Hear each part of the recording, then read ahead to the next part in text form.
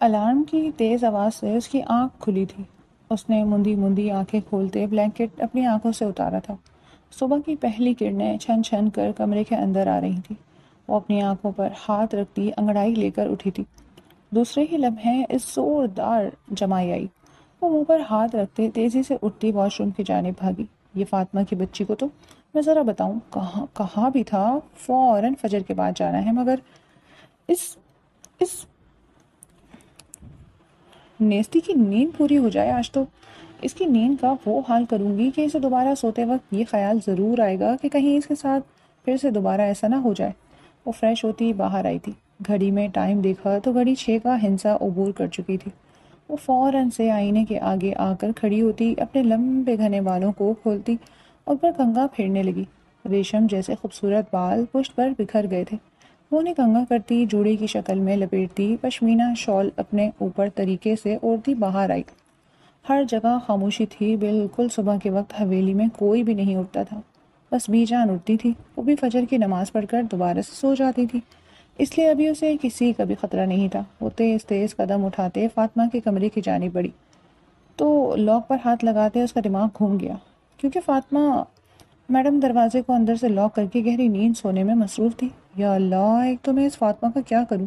کہا بھی تھا کہ بڈھے بابا فجر کی نماز پڑھ کر سونے جاتے ہیں، تب آرام سے ہم ان کی کیریاں اور خوبانی توڑ سکتے ہیں، مگر نہیں، فاطمہ میڈم کو کوئی بات ذرا جو سمجھ میں آ جائے۔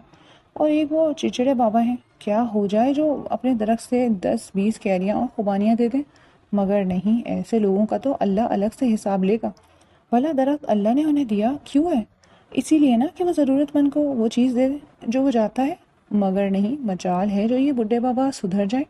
کمر میں ٹانگیں لٹکی ہوئی ہیں مگر حرکتیں ابھی بھی جوانوں والی ہیں۔ کیا ضرورت ہے بھلا اتنا بڑا ڈنڈا اپنے ساتھ رکھنے کی؟ خوف آنے لگتا ہے ان سے، اور خیال بھی نہیں کرتے کہ سامنے ہے کون۔ آج سے 5 دن پہلے کی وہ بات یاد آئی تھی، جب وہ اور فاطمہ چھپتے چھپاتے انکل جواد کے گھر میں گھستے ان کے درخت سے کیریاں توڑتے اپنی دوپٹوں میں بھر رہی تھی۔ تبھی شاید انکل جواد کو وہی اتر کر آئی تھی کہ کوئی ان کے درختوں سے پھل توڑ رہا ہے۔ وہ اپنا ڈنڈا اٹھاتے تیز تیز باہر آئے تھے۔ درخت میں رمیسا کو جھولتے دیکھ اور فاطمہ کو تیزی سے کیریاں اپنے دوپٹے میں بھرتے دیکھ ان کا تنفس تیز ہوا۔ وہ تیز تیز چلتے ان دونوں کے پاس آتے، دونوں کی کمر میں 2-2 ڈنڈے برسا گئے۔ فاطمہ جو خوشی خوشی ڈھیر ساری کیریاں اپنے دوپٹے میں بھر رہی تھی، چلا کر پیچھے ہوئی تھی، مگر کیریاں اس نے ابھی بھی نیچے نہیں گرنے دی۔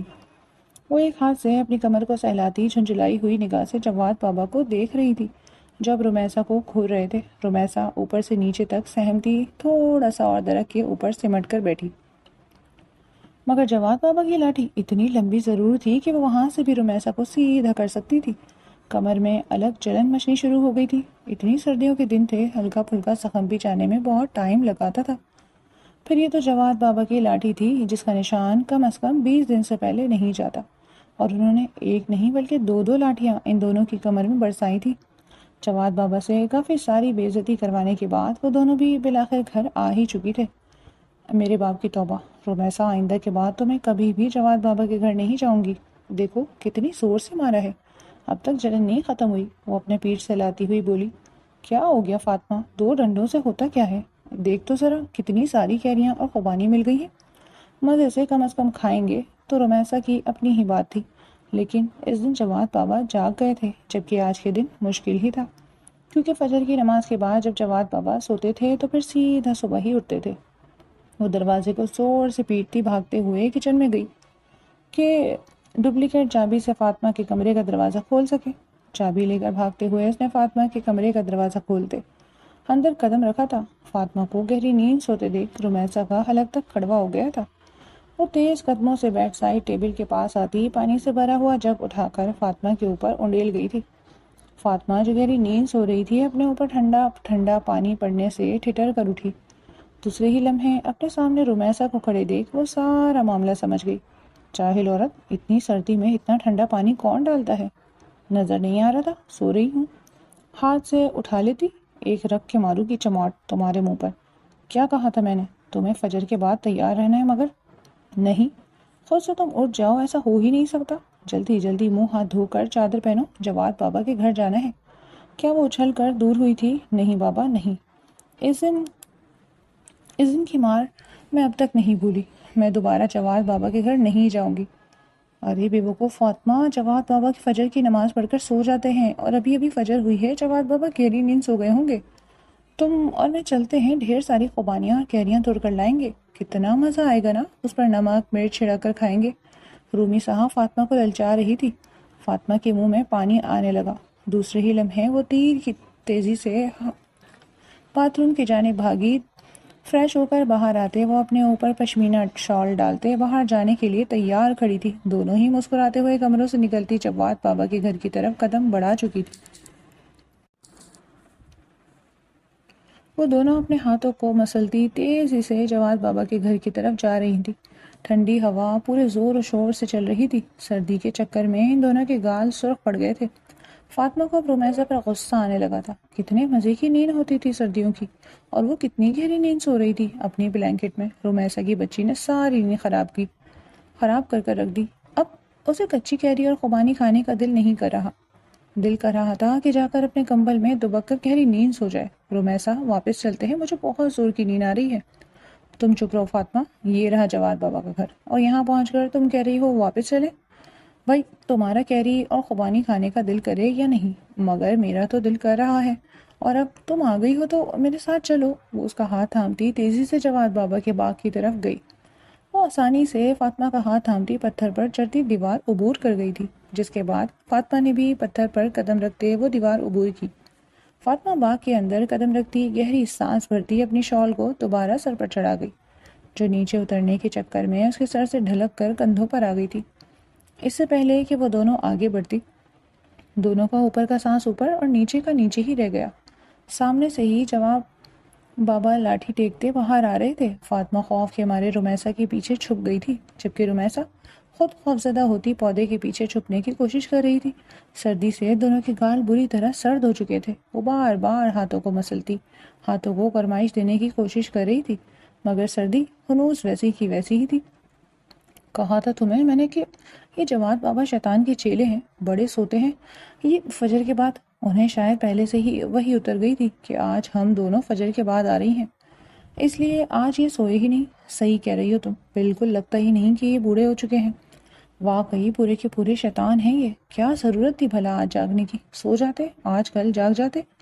رومیسا بھی ہاتھ مسل رہی تھی، اتنا اچھا موقع ہاتھ سے نکلتا ہوا نظر آ رہا تھا، اور یہاں سے باہر نکلنے میں تو اور دونوں کی جان جا رہی تھی، کیونکہ یہاں سے باہر نکلتے ہوئے جواد بابا انہیں آرام سے دیکھ سکتے تھے، اور وہ اس دن کی طرح کم از کم آج لاٹھیاں نہیں کھانا چاہتی تھی۔ جواد بابا اپنی لاٹھی ٹیکتے اپنے مالی کے پاس گئے، جو پودوں کے اوپر پانی ڈال رہا تھا۔ عظیم بیٹا میری بات سنو۔ جی جواد بابا۔ عظیم ان کے پاس آیا۔ تمہیں یاد ہے وہ دونوں لڑکیاں جو ہمارے درخت پر چڑھ کر خوبانی اور کیری توڑتی ہیں؟ جی بابا مجھے یاد ہے۔ اگر آج وہ دونوں آئیں تو مجھے ضرور خبر کرنا، بس اب میں سونے جا رہا ہوں اور نہیں جاگا جا رہا۔ عظیم مسکرایا۔ جی بابا بالکل فکر مت کریں، میں دھیان رکھوں گا، اور اگر ایسا کچھ ہوا تو میں آپ کو فوراً اٹھا دوں گا۔ جواد بابا اس کے سر پر ہاتھ رکھتے اپنی لاٹھی ٹیکتے دوبارہ سے اندر کی جانب چلے گئے۔ فاطمہ اور رومیسا نے کھل کر سانس لی، اصل مشکل ٹل چکی تھی۔ چل فاطمہ تمہارا دماغ خراب ہو گیا، جواد بابا اس عظیم کو ہماری چوکیداری پر رکھ کر گئے ہیں۔ ارے یہ عظیم کون سا سردار ہے جو ہم اس کی بات مانے؟ وہ فاطمہ کا ہاتھ کھینچتے عظیم کے پاس آئی۔ عظیم ان دونوں کو دیکھتا فوراً سے جگ رکھ دے اندر کی جانب قدم بڑھانے لگا۔ یہ عظیم خبردار جو اندر جانے کی کوشش کری، ورنہ جواد بابا سے تمہاری شکایت کر کے تمہیں اس جاب سے فارغ کروا دیں گے۔ ہم رومیسا انگلی دکھاتے اسے وارن کرنے لگی۔ عظیم حیرت سے منہ کھولو۔ منہ کھولے ان دونوں کو دیکھ رہا تھا جن کے گال سردی سے سرخ ہو چکے تھے۔ ایک تو اتنی محنت سے ہم بچتے بچاتے یہاں پر پہنچے، اور یہ جواد بابا کی حرکتیں تو دیکھو، اس کو ہماری چوکیداری پر رکھ گئے۔ چپ چاپ ہمیں کیری اور خوبانی توڑنے دو، ورنہ بہت برا ہوگا۔ اب کہ فاطمہ نے بھی اسے دھمکی دی۔ ظاہر سی بات صبح کی نیند خراب کر کے آئی تھی وہ، اب اگر بنا کیری اور خوبانی کے واپس جاتی تو کتنے دن اسے اس چیز کا افسوس رہنا تھا۔ مگر جواد بابا مجھے بول کر گئے ہیں۔ ارے چھوڑو جواد بابا کو، تم یہ پیسے رکھو، مزے سے صبح اچھا ناشتہ کرنا، اور اب بالکل چپ چاپ وہاں جا کر بیٹھ جاؤ۔ ہم جتنی کیریاں اور خوبانی توڑے ہیں تم کچھ نہیں بولو گے۔ عظیم نے مسکراتے ہوئے وہ پیسے رکھ لیے تھے، اسے پیسے مل گئے تھے تو اب کیری اور خوبانی سے کیا غرض۔ وہ چپ چاپ کرسی پر بیٹھا اپنا موبائل چلانے لگا۔ فاطمہ اور رمیسہ مسکراتے ہوئے درخت کے پاس جاتی ہی کھڑی ہوئی۔ رمیسہ فٹافٹ درخت پر چڑھتی، کئی کیریاں اور خوبانی توڑتی فاطمہ کی جانب پھینکنے لگی۔ فاطمہ تیزی سے وہ سامان اپنے دوپٹے میں بھر رہی تھی۔ کافی سارا سامان بھرنے کے بعد وہ دونوں ہاتھ جھاڑتی جواد بابا کے گھر سے نکلی۔ آج تو بال بال بچ گئے رمیسہ، اگر جواد بابا سوتے نہیں تو ہوتا کیا ہمارا۔ او یار چپ کر فاطمہ، شیطان کا نام لے رہی، جاگ گیا نا تو نہ یہ پھل ہاتھ آئیں گے اور نہ پیسے جو ہم نے اس منحوس عظیم کو دیے ہیں۔ ویسے یہ عظیم ہے کتنا لالچی، پیسے لیتے ہی مان گیا۔ چھوڑ فاطمہ، تجھے اس سے کیا، ہمارا تو بھلا ہو گیا نا۔ رمیسہ اس کا ہاتھ دبوچتی جلدی جلدی جواد بابا کے گھر سے نکلی تھی کہ کہیں جواد بابا وہیں نہ پہنچ جائیں۔ گھر سے نکلتی دونوں نے گہری سانس لی تھی۔ اب وہ دونوں بے فکری سے اپنے گھر کی جانب جا رہی تھی۔ میں بتا ہی دے رہی ہوں رمیسہ، میں پھر ایسی کوئی حرکت نہیں کروں گی۔ تمہیں پھل لینے ہوں تو تم آ کر توڑ جانا، لیکن مجھے مت لینا۔ اور چپ کر، اتنی اچھی خوبانی اور کیری کے لیے تو میں 2 کیا 4 لاٹھیاں بھی کھا سکتی ہوں۔ تو تم کھا سکتی ہو نا، میں نہیں کھا سکتی۔ اچھا تم نہیں کھا سکتی، صحیح ہے، لاؤ دے دو واپس، پیچھے ہٹو، صبح کی نیند خراب کر کے تمہارے ساتھ گئی تھی، اب سب کی سب تمہیں دے دوں۔ آدھا آدھا ہوگا دونوں کے درمیان، نہ کم نہ زیادہ۔ فاطمہ اس تھیلے کو مضبوطی سے تھامتی تیز تیز قدم بڑھاتے رمیسہ کو پیچھے چھوڑ کر آگے بڑھ گئی۔ ویسے تم ابھی عظیم کو لالچی بول رہی تھی تو خود کیا ہے؟ تم چپ کرو بھیا، کم ہے کہ تم بھی ایسے باتیں سنانے لگی۔ مجھے فاطمہ ناک سکیڑتے بولی، جب سے باہر سے ہو کر آئے ہیں تب سے 7ویں آسمان پر بیٹھے رہتے ہیں۔ ایسا کیوں؟ کیا وہ کیوں نہیں، کیا ایسے تو نہیں تھے؟ بھلا ارسل بھیا، فاطمہ کا دماغ آؤٹ لگتا تھا۔ چھوڑ فاطمہ، جب سے ہمارے بڑوں نے ہمارے بھائیوں کو ابراڈ بھیجا ہے پڑھنے کے لیے تب سے دونوں کے مزاج ہم سے ملتے ہی نہیں۔ بی جان کو چاہیے تھا کہ ان لوگوں کی طرح ہمیں بھی ابراڈ بھیج دیتی، مگر ہمارے ساتھ تو ہمیشہ سے ہی اس گھر میں زیادتی ہوتی آئی ہے۔ رمیسہ مصنوعی رنجیدہ لیے بولی۔ رمیسہ، اچھا ہی ہوا بی جان نے ہمیں ابراڈ نہیں بھیجا، ورنہ ہم نے انٹر میں اور میٹرک میں جتنے اچھے جھنڈے گاڑے ہیں ہم ہی جانتے ہیں۔ فاطمہ کا دھیان اپنے اور رمیسہ کے رزلٹ کی طرف ہوا، جو ہمیشہ کی طرح ہی بڑا مایوس کن آیا تھا۔ یہ بھی ہمارے بڑوں کی غلطی ہے، کیا ضرورت تھی ہمیں اس کھوسٹ کے پاس پڑھنے بھیجنے کی؟ خود تو پڑھنا آتا نہیں تھا، ہمیں پڑھانے چلا آیا۔ رمیسہ نے تو اپنی غلطی ماننا سیکھی ہی نہیں تھی، مگر فاطمہ یہ بات اچھے سے جانتی تھی کہ اس کی اور رمیسہ کی شکلیں ہی نہیں تھی ابراڈ جانے والی، اس لیے بی جان نے ان دونوں کو کبھی پڑھنے کے لیے بھیجا بھی نہیں۔ وہ کیری اور خوبانی کو سختی سے تھامتی گھر کے اندر داخل ہو گئی۔ اب گھر میں سب کے اٹھنے کا ٹائم ہوا چاہتا تھا۔ سب کے اٹھنے سے پہلے پہلے انہیں یہ سارا سامان ٹھکانے بھی تو لگانا تھا۔ وہ دونوں تیز تیز قدموں سے اپنے کمروں کی طرف بڑھ گئی۔ بی جان ناشتے کی ٹیبل میں بیٹھتی سب کا انتظار کر رہی تھی۔ انہیں ابھی انتظار کرتے تھوڑا ٹائم ہی ہوا تھا کہ تبھی رمیسہ سلام کرتے ڈائننگ روم میں داخل ہوئی۔ بی جان مسکراتے ہوئے اس کے سلام کا جواب دیتی اسے اپنے سینے سے لگا گئی۔ انہیں اپنی پوتیاں بے حد پیاری تھی۔ وہ بی جان کے برابر کرسی کھینچتے بیٹھی تھی۔ ابھی اسے بیٹھے تھوڑا ٹائم ہی ہوا تھا کہ تبھی سلام کرتے ارسل اندر داخل ہوا۔ 6 فٹ سے نکلتا ہوا قد، کثرتی باڈی، سرخ و سفید رنگت، کنگریلے بال، لمبے لمبے ہاتھ اور چہرے پر پھیلی خوبصورت بیئرڈ۔ وہ ایک بے تحاشا وجیحہ مرد تھا، اور اس کے چہرے پر جو سب سے زیادہ نمایاں ہوتی تھی وہ تھی اس کی سبز آنکھیں۔ وہ سلام کرتے اپنی کرسی گھسیٹ کر بیٹھا تھا۔ بیٹا ارسل، تم آ گئے؟ مری سی بی جان نے محبت سے ارسل سے پوچھا۔ جی بی جان، کل رات ہی آیا تھا، ابھی اٹھا ہوں سو کر۔ اس کی بات سنتے رمیسہ نے سکون کی سانس بھری۔ اسے نہیں معلوم تھا کہ ارسل رات ہی آ گیا تھا، ورنہ اس کے اندر اتنی ہمت ہی نہ ہوتی کہ وہ آج گھر سے نکلتی اور اپنی جان بچ جانے پر شکر ادا کرتی۔ چپ چاپ اپنی ٹیبل پر بیٹھی ہوئی تھی۔ بیٹا ارسل، تمہیں ابراڈ سے آئے ہوئے اب 3 مہینے گزر چکے ہیں، اور تم کوئی چھوٹے بچے نہیں رہے۔ اب اپنی شادی کے بارے میں بھی سوچو۔ شادی کے بارے میں سن کر ارسل کے چہرے پر مسکراہٹ آئی تھی۔ وہ ایک نظر رمیسہ کو دیکھتا مسکرایا۔ بی جان، جیسے آپ کی مرضی۔ اس کی بات سنتی بی جان بھی مسکرائیں۔ سوچا تھا کہ تمہاری اور برہان کی شادی ساتھ کریں گے، مگر برہان ابھی چند مہینے اور ابراڈ رہنا چاہتا ہے، تو سوچ رہے ہیں کہ تمہاری ہی پہلے کر دیں۔ جی بی جان، مجھے کسی بھی قسم کا کوئی مسئلہ نہیں۔ ارسل مسکراتے ہوئے ناشتہ کر رہا تھا۔ دوسری طرف وہ گاہے بگاہے رمیسہ کو بھی دیکھ لیتا، جو جلدی جلدی اپنا ناشتہ کرتے وہاں سے بھاگنے کو پر تول رہی تھی۔ اسے یہ خبر فٹافٹ سے فاطمہ کو بھی تو بتانی تھی۔ نہ کہ اب ان کے گھر میں بھی ایک شادی آنے والی تھی۔ رمیسا، کیا ہو گیا میرے بچے؟ آرام سے کھاؤ۔ بی جان، مجھے فاطمہ کو بھی تو بتانا ہے نا کہ ارسل لالہ کی شادی ہو رہی ہے۔ اپنے نام کے ساتھ لالا سن کر ارسل کا چہرہ سرخ ہوا تھا، اس کے لبوں سے مسکراہٹ یوں غائب ہوئی تھی جیسے گدھے کے سر سے سینگ۔ وہ سرد سرخ نگاہوں سے بی جان کو دیکھ رہا تھا۔ بی جان بھی گڑبڑا گئی۔ رمیسا بیٹا، ارسل تمہارا لالا نہیں ہے، تمہارا لالا صرف برہان ہے۔ تم ارسل کو آئندہ کے بعد لالا مت کہنا۔ بی جان کی بات سنتی رمیسا حیران ہوئی۔ دوسرے ہی لمحے وہ اپنے ہاتھ صاف کرتی فٹافٹ ڈائننگ چیئر سے اٹھی۔ رمیسا، کہیں بھی جانے کی ضرورت نہیں، سیدھا میرے کمرے میں آؤ۔ بی جان اسے حکم دیتی دوبارہ ناشتے کی پلیٹ پر جھک گئی۔ جی بی جان۔ وہ مایوس ہوتی بی جان کے کمرے کی طرف قدم بڑھا گئی تھی۔ بی جان، یہ مجھے لالا کیوں کہہ رہی ہے؟ ارسل ضبط کے چکروں میں لال ہو گیا تھا۔ میرے بچے، وہ ابھی نہیں جانتی تمہارے اور اپنے رشتے کے بارے میں، تو اور تمہیں کیا بولے گی؟ تم اس سے بڑے بھی تو اتنے ہو۔ آپ آپ اسے آج ہی بتا دیں اس کے اور میرے رشتے کے بارے میں۔ میں اس کے منہ سے اپنے لیے لالا برداشت نہیں کر سکتا۔ حد ہو گئی، بیوی ہو کر مجھے لالا کہہ رہی ہے۔ ارسل کا سارا موڈ خراب ہو چکا تھا۔ وہ ٹیشو سے ہاتھ صاف کرتے ڈائننگ روم سے نکلتا چلا گیا۔ بی جان کے چہرے پر مسکراہٹ آئی تھی۔ اب وقت آیا چاہتا تھا کہ بچپن کے کچھ رازوں سے پردہ اٹھا دیا جائے۔ رومیسا فاطمہ کو گھسیٹتی ہوئی بی جان کے کمرے کی طرف بڑھ رہی تھی۔ اسے ویسے ہی شادیوں کا بڑا شوق تھا۔ چلو اس کی نہیں، کسی کی تو شادی ہو رہی تھی، وہ اس میں ہی خوش تھی۔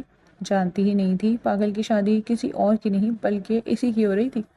فاطمہ سرخ نگاہوں سے اسے گھورتی اس کے ساتھ گھسیٹتی چلی آئی۔ رومیسا، تمہیں کیا مسئلہ ہے میری نیند سے؟ میں جب سوؤں تمہیں کوئی نہ کوئی اولا پڑ جاتا ہے، پھر تم میری نیند خراب کر دیتی ہو۔ فضول بکواس مت کر فاطمہ۔ جو بات میں تجھے بتانے لگی ہوں اور جس بات کو سنانے کے لیے میں تجھے لے جانے لگی ہوں، وہ سن کر تیرے 14 طبق روشن ہو جائیں گے۔ رومیسا کچھ زیادہ ہی پرجوش تھی۔ کیوں؟ ایسا کون سا راکٹ سائنس ہوا ہے جو تم مجھے بتانے اور دکھانے لگی ہو؟ فاطمہ ایک ہاتھ سے جمائی روک دی، اب بھی غصے میں تھی۔ اتنا خوبصورت جواب دیکھ رہی تھی، اس کے خوابوں کے شہزادے کا چہرہ بس دکھنے لگا تھا کہ یہ کم وقت رومیسا اس کی نیند خراب کر چکی تھی۔ تم چھوڑو، بس تم چلو اندر، وہ کہتی اس کا ہاتھ سختی سے تھامتی بی جان کے کمرے کا دروازہ کھولتی اندر داخل ہوئی تھی۔ بی جان اپنے تخت پر پورے جلال کے ساتھ بیٹھی تھی۔ دوسری طرف وردہ بیگم اور جہانگیر صاحب، برہان اور رمیسا کے والدین سنجیدگی سے بیٹھے تھے، جبکہ بی جان کے دائیں طرف ہادی صاحب اور ملائکہ بیگم، ارسل اور فاطمہ کے والدین بھی چہرے پر مکمل سنجیدگی لیے وہاں بیٹھے تھے۔ سب کو اتنا سنجیدہ دیکھ ملائکہ کی نیند بھی اڑ چکی تھی۔ اسے حقیقتاً فکر ہونے لگی تھی کہ ایسا کیا ہو گیا تھا کہ اتنی صبح صبح ان کے گھر میں عدالت سجی ہوئی تھی۔ کہیں کسی کو میرے خواب کے بارے میں تو نہیں پتہ چل گیا؟ ملائکہ کو اپنی فکر ستائی۔ ارے نہیں نہیں، خواب کے بارے میں بھلا کسی کو کیسے پتہ لگ سکتا ہے؟ دوسرے ہی لمحے اس نے اپنی ہی دلیل کو رد کیا۔ رومیسا، فاطمہ، تم دونوں یہاں میرے پاس آ کر بیٹھو۔ بی جان نے دونوں کو اپنی طرف بلایا۔ فاطمہ اپنی جمائی روک دی، اپنی آنکھوں کو پوری طرح کھولتی بی جان کے برابر جا کر بیٹھی۔ رومیسا بھی چاقو چوبند ہی بی جان کے برابر میں بیٹھی ہوئی تھی۔ اسے اتنی خوشی ہو رہی تھی کہ وہ چاہتے ہوئے بھی پتا نہیں پا رہی تھی۔ اس گھرانے کے تمام افراد وہاں موجود تھے سوائے برہان اور ارسل کے۔ برہان تو ملک سے باہر تھا اور ارسل، اسے ساری بات معلوم تھی، اس لیے اسے کسی نے نہیں بلایا تھا۔ میں نے آج تم سبوں کو یہاں جمع کیا ہے تم سب سے بہت ضروری بات کرنے کے لیے۔ سبوں نے اسبات میں سر ہلایا۔ جس وقت کا ہم سبوں کو بے صبری سے انتظار تھا، مجھے لگتا ہے کہ وہ وقت اب آ چکا ہے، اور اب ہمیں بچوں کو ان کی حیثیتوں کے بارے میں، ان کے رشتے کے بارے میں بتا دینا چاہیے۔ جی بی جان، آپ صحیح کہہ رہی ہیں۔ میرے خیال سے یہ وقت بالکل مناسب ہے، اور اب بچوں کی عمریں بھی نکلتی جا رہی ہیں۔ ہادی صاحب مسکراتے ہوئے بی جان سے بولے۔ سب کے چہروں پر مسکراہٹ تھی، جبکہ فاطمہ اور رمیسا حیرانی سے منہ کھولے سبوں کا چہرہ دیکھ رہی تھی۔ کون سی حقیقتوں کے بارے ان کے گھر والے بات کر رہے تھے؟ وہ تو اس بات کو سرے سے جانتی ہی نہیں تھی۔ رمیسا بیٹا اور فاطمہ، دونوں میری بات دھیان سے سنو۔ بی جان دونوں کا ہاتھ اپنے ہاتھوں میں لے گئی۔ وہ دونوں ہم تن گوش ہوئی تھی۔ سخت سردی کے باوجود بھی ماتھے پر پسینہ پھوٹ آیا تھا۔ بچپن میں ہم اس گھر کے تمام بچوں کا رشتہ کر چکے تھے۔ صرف رشتہ ہی نہیں، ہم نکاح بھی کر چکے تھے۔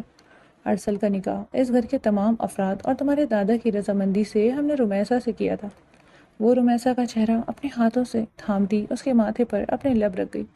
یہ سن کر رمیسا کا چہرہ سرخ ہوا، دل الگ ہی لے میں دھڑکا تھا۔ دوسری طرف ہم نے اسی دن تمام گھر والوں کی رضامندی اور تمہارے دادا کی رضامندی سے فاطمہ کا نکاح برہان سے کیا تھا۔ فاطمہ کا چہرہ بھی تیزی سے سرخ ہوا۔ بی جان فاطمہ کے سر پر پیار سے ہاتھ پھیرتی اسے اپنے سینے سے لگا گئی۔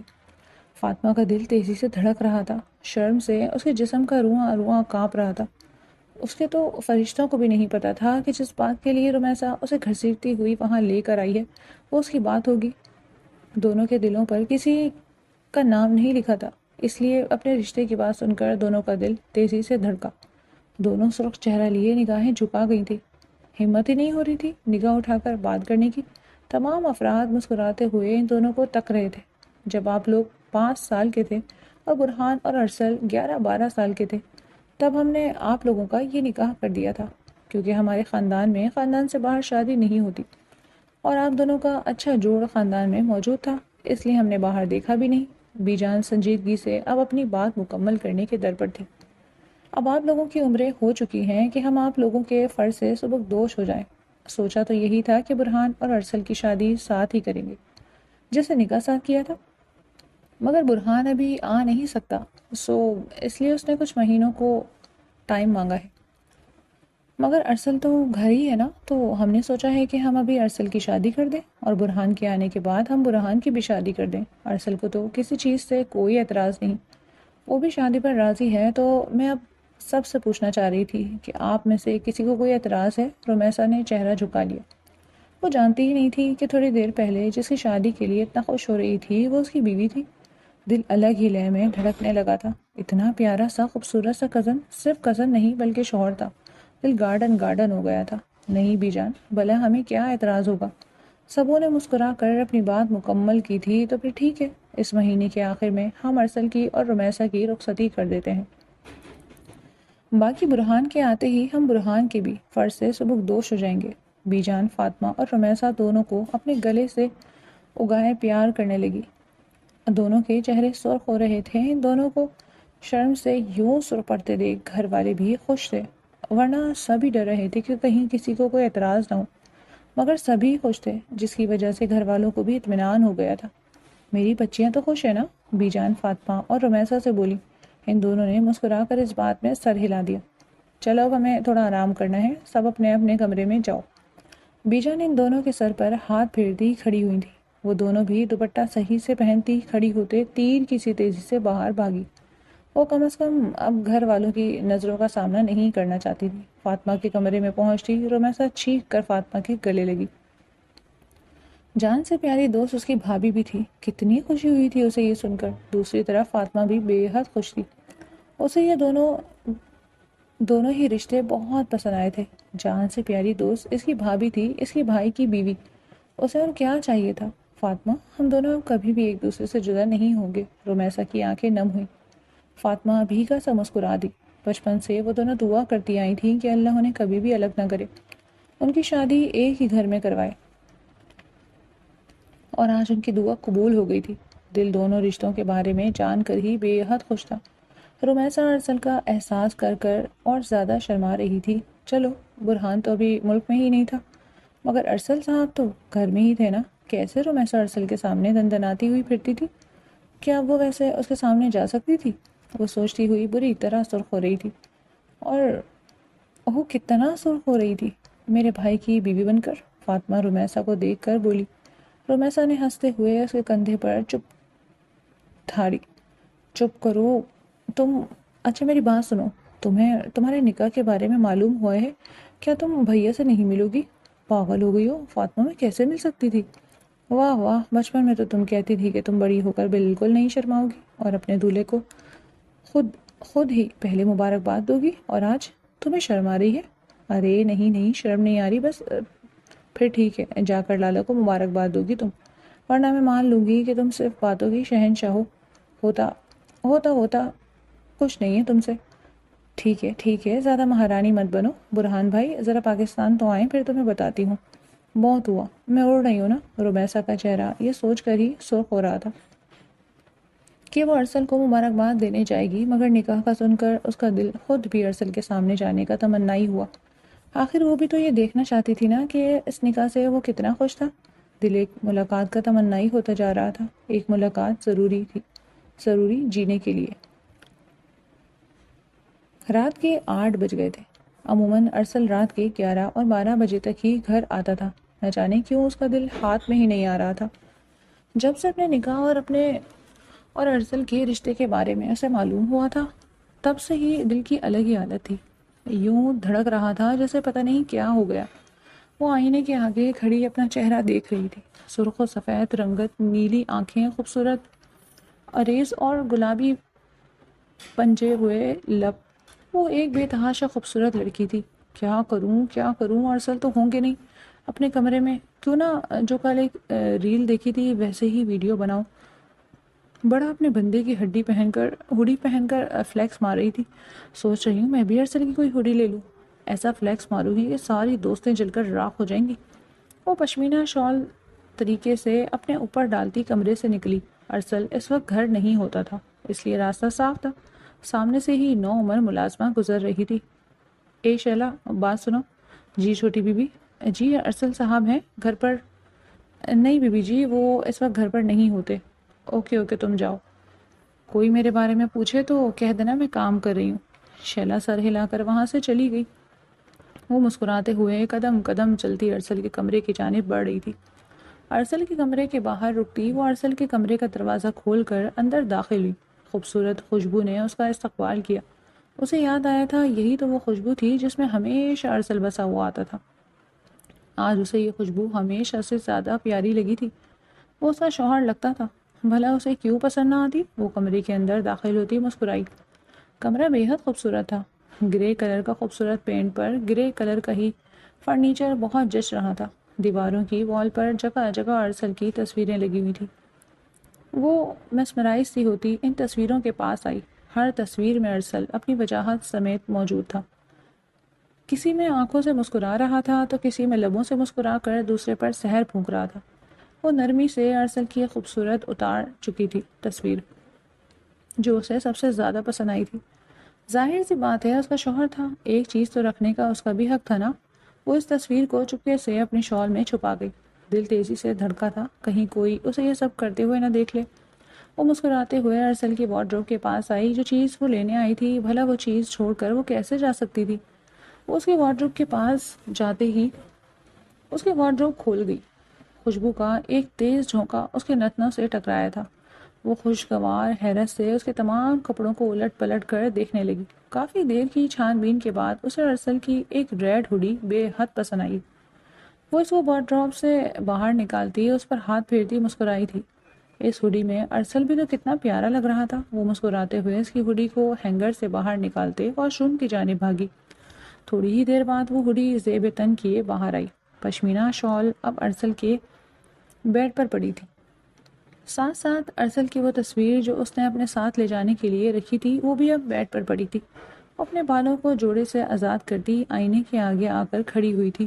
ریشم جیسے ملائم بال اس کے کندھوں کے آگے پیچھے بکھر گئے تھے۔ وہ اپنے بالوں کو کنگھا کرتے ہوڈی کو سیٹ کرتے اپنے بالوں کو ایک ادا سے کنگھوں پر ڈال گئی تھی۔ اب وہ ہاتھ بڑھا کر ارسل کی فیوریٹ گھڑی اپنے ہاتھوں میں پہن رہی تھی۔ ارسل کے آنے میں ابھی بہت ٹائم تھا۔ وہ کم از کم اس کی ساری چیزوں کو چھو تو سکتی تھی۔ وہ مسکراتے ہوئے ارسل کی گھڑی اپنے ہاتھوں میں لاک کرتی اب ارسل کا فیوریٹ پرفیوم اٹھائے اپنے اوپر بے تحاشا چھڑک رہی تھی۔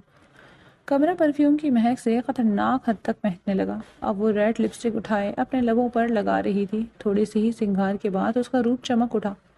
وہ آئینے میں اپنے آپ کو دیکھ کر مسکرائے جا رہی تھی۔ گال اس حد تک گلابی ہو رہے تھے جیسے لگ رہا تھا کہ ارسل اس کے سامنے ہی کھڑا اسے دیکھ رہا ہو۔ وہ مسکراتے ہوئے گھوم پھر کر اپنا آپ آئینے میں دیکھنے لگی۔ ارسل کی ہوڈی میں اسے اپنا آپ بالکل پرفیکٹ لگ رہا تھا۔ اس ہوڈی سے اٹھتی ارسل کی خوبصورت سینٹ کی خوشبو اسے مسمرائز کر رہی تھی۔ وہ اس کی ہوڈی کو ایک ہاتھ سے اٹھاتی اسے اپنے چہرے سے لگا گئی۔ چہرہ خطرناک حد تک سرخ ہوا تھا۔ ارسل جسے اپنے دوستوں کے ساتھ ڈنر پر جانا تھا وہ کسی کام سے گھر واپس آیا۔ گنگناتے ہوئے جیسے ہی وہ اپنے کمرے میں داخل ہوا اسے گڑبڑ کا احساس ہوا، مگر دوسرے ہی لمحے اس کا دل بھی رک چکا تھا اور اس کے قدم بھی رک چکے تھے۔ وہ خوشگوار حیرت سے اپنے دل کی ملکہ کو اپنے کمرے میں گھومتے ہوئے دیکھ رہا تھا۔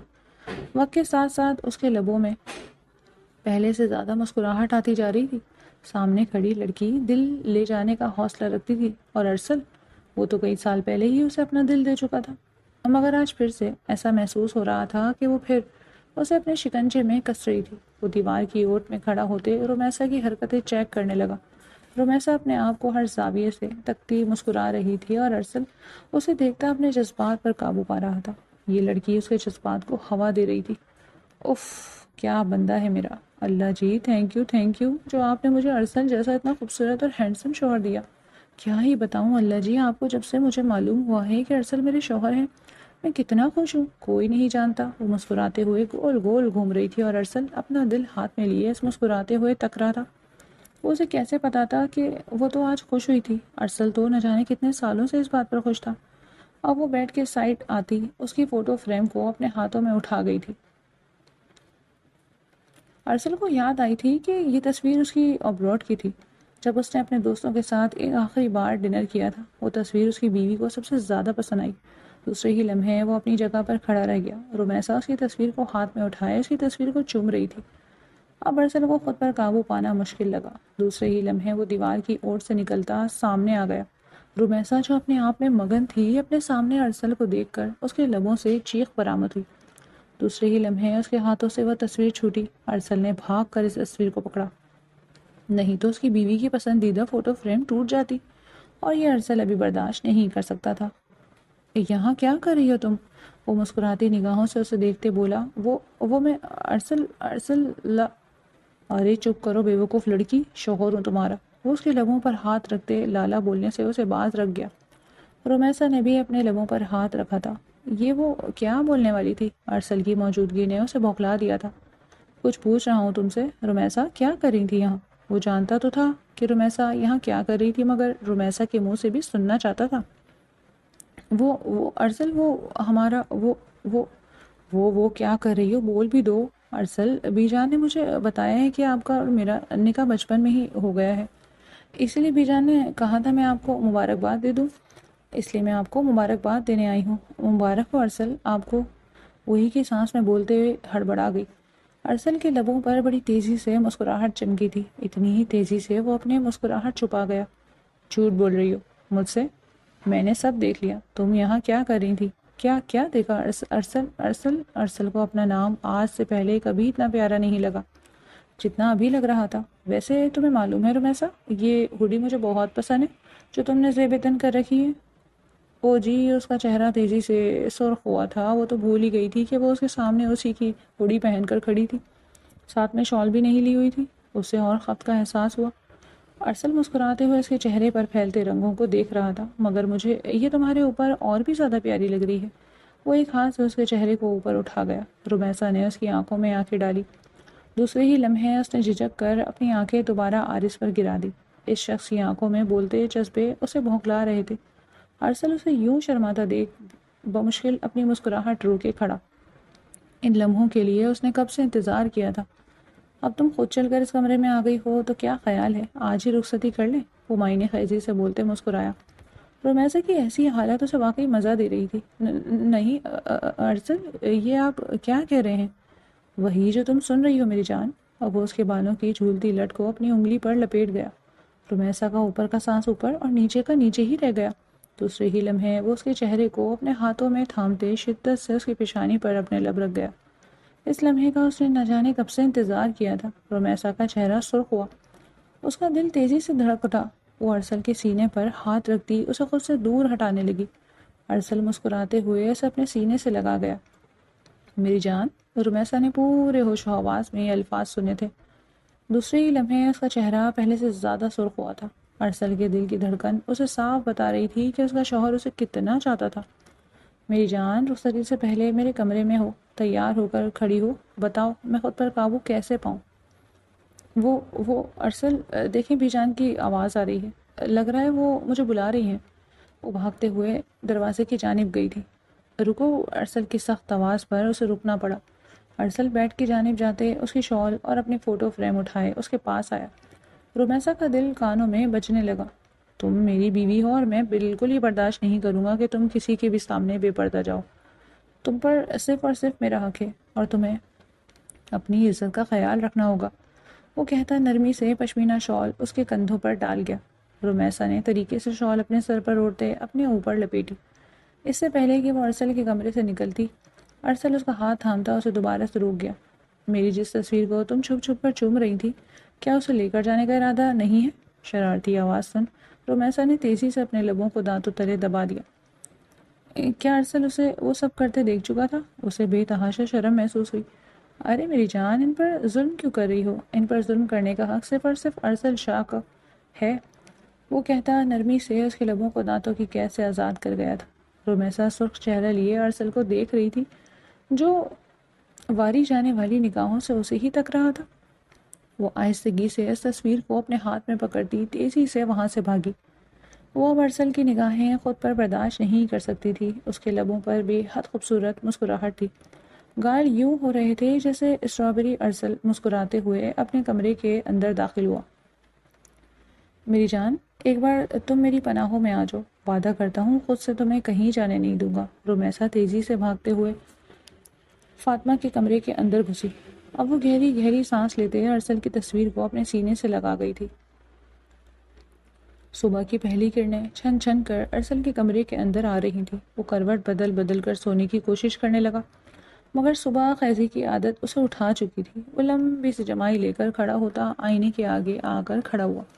چند دن میں اس کی من پسند بیوی، جس سے اس دنیا میں اس نے سب سے زیادہ عشق کیا تھا، وہ اب اس کی ہونے والی تھی۔ اس کے تو پیر ایسا لگتا تھا زمین پر پڑتے ہی نہیں تھے۔ وہ سلیپرز پہنتا تیز قدموں سے واش روم کی جانب بڑھا تھا۔ چند منٹوں بعد وہ فریش ہوتا واش روم سے باہر آتے اپنا چہرہ آئینے میں دیکھنے لگا۔ صاف شفاف رنگت، نکھرا نکھرا چہرہ، مردانہ قد کاٹ۔ وہ کئی لمحے خود کو دیکھتا مسکراتا رہا۔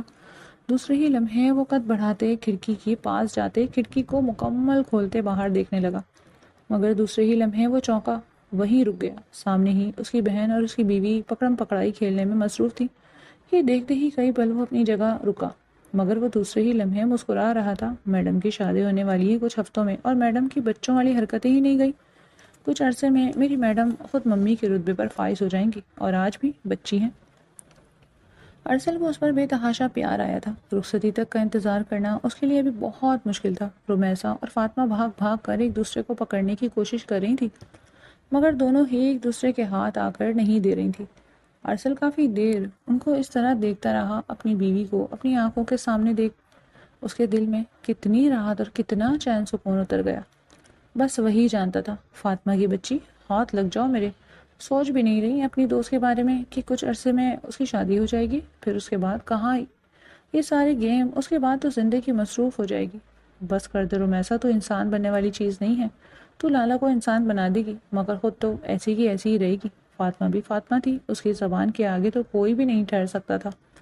یہ بتاؤ ذرا، بچپن میں جو کہتی تھی اپنے دولہے کو جا کر پہلے سے خود مبارکباد دوں گی، دی لالا کو مبارکباد، یا ایویں ٹوپیاں کرواتی تھی تم بچپن میں؟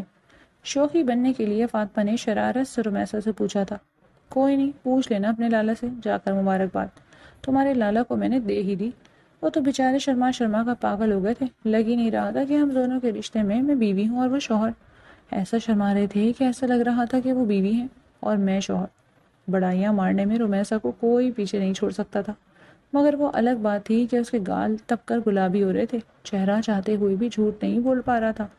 خیر اب اتنی شوخیاں بھی مت مارو رومیسا جی، تمہارا چہرہ تو کچھ اور ہی کہہ رہا ہے۔ سچ سچ بتاؤ، کہیں لالا نے دبوچ تو نہیں لیا تھا؟ ارسل نے بڑی مشکل سے اپنے کہا کا گلا گھونٹا۔ اس کی بہن اور اس کی بیوی ایک سے بڑھ کر ایک تھے، دونوں ہی ایک دوسرے پر سبقت لے جانے کے در پر تھیں، مگر یہ کہ چل کسی کی بھی نہیں رہی تھی۔ اچانک ہی بھاگتے ہوئے فاطمہ کی نظر کھڑکی پر کھڑے ارسل پر پڑی۔ دوسرے ہی لمحے وہ چیختی ہوئی رومیسا کی جانب جا رہی تھی۔ ارسل نے بڑی مشکل سے اپنی مسکراہٹ کا گلا گھونٹا۔ وہ جانتا تھا کہ یہ تو ہونا تھا۔ رومیسا بھی اس کو دیکھتے اپنی چیخوں کو لبوں میں دبا گئی۔ دوسرے ہی لمحے وہ دونوں گرتی پڑتی ایک دوسرے کا دامن تھامتی اندر کی جانب بھاگ رہی تھی۔ ارسل کو اب کھل کر کہا لگانے کا موقع مل گیا تھا۔ اگر یہ لڑکی اس کی بیوی رہنی تھی تو اس کی زندگی جنت سے کم نہ تھی۔ وہ تیزی سے گھڑی میں ٹائم دیکھتے سیڑھیوں سے نیچے اتر رہا تھا۔ آس پاس سے گزرتے ہوئے ملازموں نے اس کو سلام کیا۔ وہ سنجیدگی سے جواب دیتے ڈائننگ روم میں داخل ہوا۔ بی جان کو اپنی مشترکہ چیئر پر بیٹھے دیکھ اس کے لبوں پر مسکراہٹ آئی تھی۔ وہ جتنا جلدی بھی پہنچنے کی کوشش کرتا، بی جان ہمیشہ ہی اس سے پہلے پہنچتی۔ السلام علیکم بی جان، کیسی ہیں آپ؟ وہ نرمی سے سلام کرتے ان کے آگے اپنا چہرہ جھکا گیا۔ وعلیکم السلام، میں ٹھیک، میرا بچہ کیسا ہے؟ وہ اس کے چہرے کو ہاتھ میں تھامتی اس کی پیشانی پر نرمی سے لب رکھ گئی۔ ہمیشہ کی طرح بالکل ٹھیک بی جان، کبھی تو مجھے خود سے پہلے پہنچنے کا موقع دیا کریں۔ وہ بیٹھتے ہوئے شکوہ کر گیا تھا۔ میرے بچے، کوشش کرا کرو، ایک نہ ایک دن تم اپنی کوشش میں ضرور کامیاب ہوگے۔ اور بتاؤ، شادی کی شاپنگ کہاں تک پہنچی؟ بی جان کیا ہی بتاؤں آپ کو، بزنس کی مصروفیت اور یہاں وہاں کی مصروفیت کے بعد ٹائم ہی نہیں ملتا۔ ابھی تک بہت کم ہی سامان لیا ہے۔ میرے بچے، شادی میں صرف اور صرف 2 ہفتے بچے ہیں۔ تمہاری اور رمیسا دونوں کی شاپنگ ہی نہیں ہوئی۔ میں نے سوچا تھا کہ تم دونوں ساتھ ہی شاپنگ کر لو گے، اس لیے میں نے کسی اور کو رمیسا کی شاپنگ کرنے نہیں دی۔ رمیسا کے ساتھ شاپنگ کا سن اس کی بانچیں کھل گئیں۔ جی جی جی بی جان، جیسا آپ بولیں، مجھے کوئی اعتراض نہیں۔ اس لیے اس طرح کہنے پر بی جان مسکرائیں۔ بی جان وہ تو سب ٹھیک ہے، مگر آپ اپنی پوتی کو تھوڑی سی عقل سکھا دیں، اب تک بالکل بچیوں والی حرکت ہے اس کی۔ ارسل مسکراتے ہوئے بولا۔ اس سے پہلے کہ بی جان کچھ کہتی، تبھی سلام کرتے ہوئے فاطمہ اور رمیسا اندر داخل ہوئی۔ ارسل کو دیکھ دونوں ہی گڑبڑا گئی۔ ارسل کے لبوں پر بڑی پرجوش مسکراہٹ آئی تھی جسے اس بار اس نے چھپانے کی کوشش نہیں کی تھی۔ فاطمہ سلام کرتی اپنی چیئر گھسیٹ کر بیٹھی۔ رمیسا بھی سلام کرتی اپنی چیئر پر بیٹھی۔ وہ الگ بات ہے کہ دونوں چیئر پر بیٹھ کر بھی وہاں سے بھاگنے کے بہانے سوچ رہی تھی۔ رمیسا جی، بی جان، رمیسا نے تابعداری سے جواب دیا۔ میرے بچے، ارسل چاہتا ہے کہ تم تھوڑی بڑی ہو جاؤ، اب تک تمہاری حرکتیں بالکل بچیوں والی ہیں۔ بی جان کی بات سنتی رمیسا نے گھور کر ارسل کو دیکھا۔ اس کے اس طرح دیکھنے پر سامنے بیٹھا ارسل، جو ناشتہ کرنے کی تگ و دو میں تھا، اچھا بھلا گڑبڑا کر رہ گیا۔ جان سے پیاری بیوی ایک سرے کرنے والی نگاہوں سے اسے تک رہی تھی۔ بی جان، میرا وہ مطلب نہیں تھا۔ جی بی جان، میں آپ کا مطلب سمجھ گئی ہوں۔ ان سے کہہ دیں کہ انہیں ٹینشن لینے کی ضرورت نہیں ہے، میں رخصتی تک سارا بچپنا چھوڑ دوں گی۔ وہ غصے سے سرخ چہرہ لیے بولتی اپنے ناشتے کی پلیٹ پر جھک گئی۔ ارسل کے حلق سے نوالا اترنا مشکل ہو گیا۔ بیوی روٹھ گئی تھی، اسے منانے کے لیے بھی اب بہت محنت کرنی تھی۔ رمیسا، میرے بچے، ناشتے کے فوراً بعد تیار ہو جاؤ، تمہاری اور ارسل دونوں کی شاپنگ آدھے سے زیادہ باقی رہ گئی ہے۔ تو ہم نے اور تمام گھر والوں نے سوچا ہے کہ وہ شاپنگ تم دونوں ایک ساتھ مل کر ہی کر لو۔ رمیسا نے ناراضگی سے ارسل کو دیکھا۔ ارسل نے بڑے مشکل سے اپنے لبوں پر مسکراہٹ سجائی، ورنہ حواس اب اڑ ہی چکے تھے۔ بیگم جو ناراض تھی، وہ بھی جان سے پیاری بیگم۔ جی بی جان، میں چلی جاؤں گی، وہ سنجیدگی سے کہتی ناشتے پر جھک گئی۔ دوسری طرف ارسل کا دل ناشتے سے اچاٹ ہو گیا تھا۔ میڈم جی ناراض تھی اور اتنی سنجیدگی تو میڈم جی پر بھا ہی نہیں رہی تھی۔ وہ زہر مار کرتا ناشتہ کرنے لگا، موڈ تو اب سخت ہو چکا تھا۔ ارسل کی کار مشہور سڑک پر رواں دواں تھی۔ کار میں سافٹ سا میوزک بج رہا تھا، مگر جس کی آواز سننے کے لیے ارسل بے چین تھا، وہ چپ چاپ گاڑی کے شیشوں سے باہر دیکھ رہی تھی۔ ارسل گاہے بگاہے اس پر نظر ڈال لیتا، مگر وہ ارسل کو لفٹ ہی نہیں کروا رہی تھی، جس پر ارسل بیچارہ گہری گہری سانسیں بھرتا، کبھی تیز ڈرائیونگ کرنے لگ جاتا، کبھی ہلکی، مگر وہ چاہتے ہوئے بھی اپنی خطرناک بیوی سے کچھ کہہ نہیں پا رہا تھا۔ بیوی کا خوف ازدے کی طرح اسے ڈس رہا تھا۔ ارسل کی کار اسلام آباد کے مشہور شاپنگ مال سینٹورس کے آگے آ کر رکی۔ کار رکتے ہی رمیسا ایک جھٹکے سے گاڑی سے اترتی شاپنگ مال کے اندر گھس گئی۔ ارسل بیچارہ جلدی جلدی کرتے اس کے پیچھے بھاگا۔ وہ بنا اس سے بات کیے برائڈل شاپ میں گھس گئی تھی۔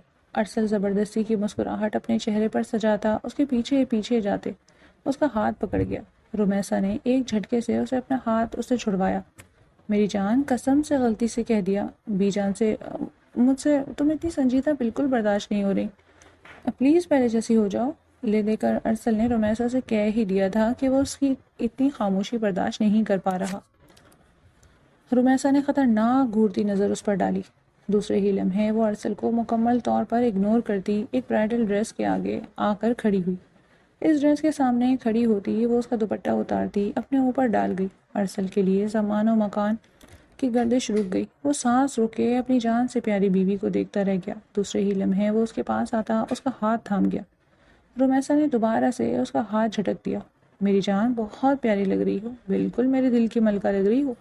اس نے کہیں سن رکھا تھا کہ عورتیں تعریف سن کر پگھل جاتی ہیں۔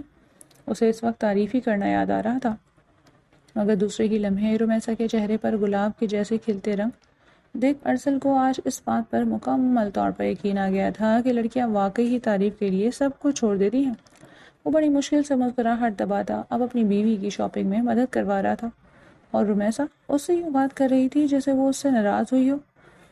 شاپ کیپرز بھی مسکراتے ہوئے ان دونوں میاں بیوی کو دیکھ رہے تھے۔ دنیا جہان کی چاق و چوبند اس بینکوٹ میں بول میں اتری ہوئی تھی۔ ہر طریقے کے لوگ وہاں سر برق لباس میں گھوم رہے تھے۔ ہر طرف مبارک سلامت کا شور گونج رہا تھا۔ بی جان کی خواہش پر دونوں کا نکاح دوبارہ سے پڑھایا گیا۔ نکاح کی رسم مکمل ہو چکی تھی۔ دونوں کے چہروں پر قوس و قزح کے رنگ بکھرے ہوئے تھے۔ شاید اپنی محبت کو حاصل کر لینا اتنا ہی پرسکون ہوتا ہے۔ تمام افراد آتے ہی اب ان دونوں کو نکاح کی مبارکباد دیتے جا رہے تھے۔ ارسل کی نگاہ رمیسا پر سے ہٹنے کا نام ہی نہیں لے رہی تھی۔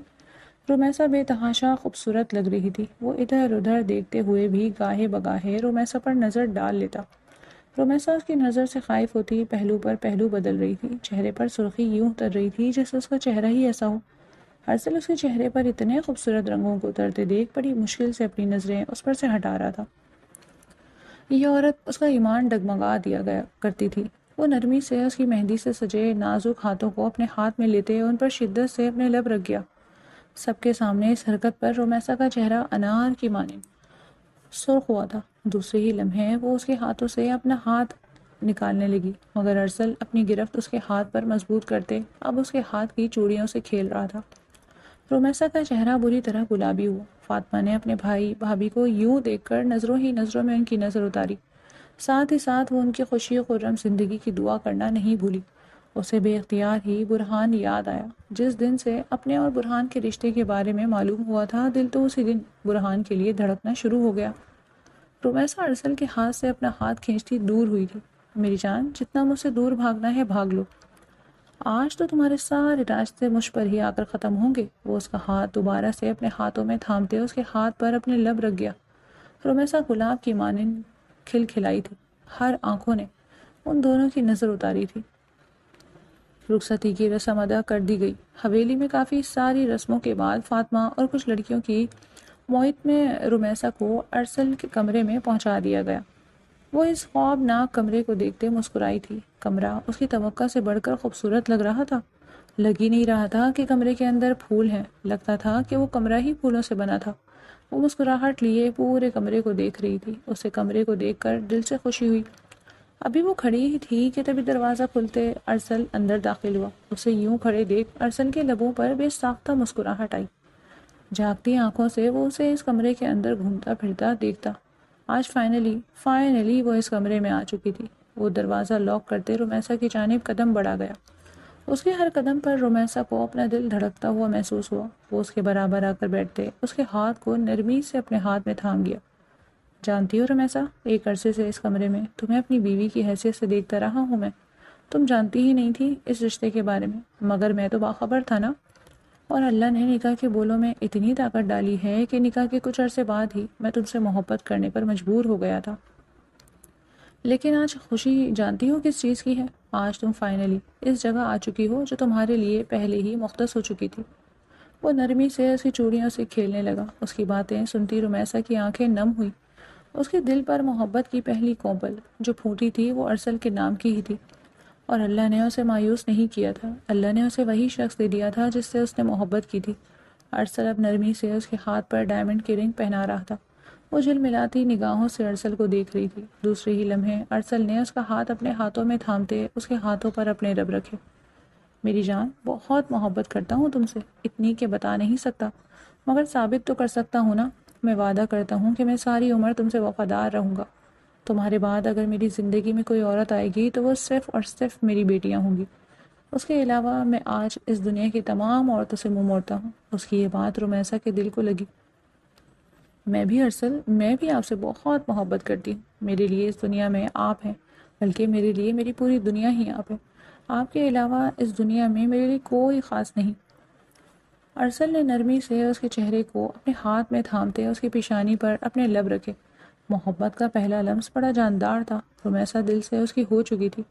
وہ نرمی سے اس کے چہرے کو اپنے ہاتھ میں تھامے اس کے چہرے پر اپنے لب رکھتا جا رہا تھا۔ رمیسا کندھار کی مانند سرخ ہوتی اس کی باہوں میں پگھل رہی تھی۔ وہ مخمور نگاہوں سے رمیسا کے لبوں کو دیکھتے، ان پر جھکتے، اس کے لبوں کو اپنے لبوں میں دبا دے، اس پر اپنی شدت برسانے لگا۔ رمیسا کا چہرہ سرخ ہوا تھا اور اس کے سینے پر ہاتھ رکھتی اسے خود سے دور ہٹانے لگی، مگر ارسل کی گرفت مضبوط تھی۔ تھک ہار کر رمیسا بھی اس کی شدت میں اس کا ساتھ دینے لگی۔ کافی دیر اس کی سانسیں پینے کے بعد ارسل اس کی گردن پر اپنے لب رکھتے اسے دوپٹے کو احتیاط سے اتارتے سائڈ پر رکھ گیا۔ اب وہ نرمی سے اس کی گردن پر اپنے لب ٹریس کرتے اس کے لہنگے کی شرٹ کو اتار کر دور اچھال گیا۔ رمیسا کا چہرہ گلاب کی مانند سرخ ہوا تھا، دوسرے ہی لمحے وہ اپنی شرٹ اتار کر دور اچھال گیا۔ اس کو ایسے دیکھتے رمیسا کا چہرہ سرخ ہوا، دوسرے ہی لمحے وہ اس کی پیشانی پر اپنے لب رکھتا اس کے پاس آیا۔ میری جان، کیا اجازت ہے میں اس رشتے کو مکمل کر لوں جو اللہ نے جوڑا ہے؟ وہ نرمی سے اس کے ہاتھ پر اپنے لب رکھتے اس سے پوچھ رہا تھا۔ رمیسا کا چہرہ گلاب کی مانند سرخ ہوا تھا، دوسرے ہی لمحے وہ اس بات میں سر ہلاتی ارسل کو اپنے تمام حقوق سونپ گئی۔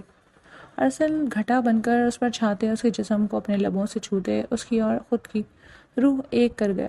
رمیسا کے لبوں سے آہ ٹوٹ کر خارج ہوئی، جسے ارسل اپنے لبوں میں دباتا اس پر اپنی شدت اور تیزی سے ڈھانے لگا۔ اب کمرہ ارسل کی جان لیوا شدتوں اور رمیسا کی سسکیوں سے گونج رہا تھا۔ چاند بھی ان کے ملن پر شرما کر بادلوں کی اوٹ میں چھپ گیا۔ اللہ نے زندگی میں ہی ان دونوں کو جنت دے دی تھی، دونوں ہی بے تحاشا خوش تھے۔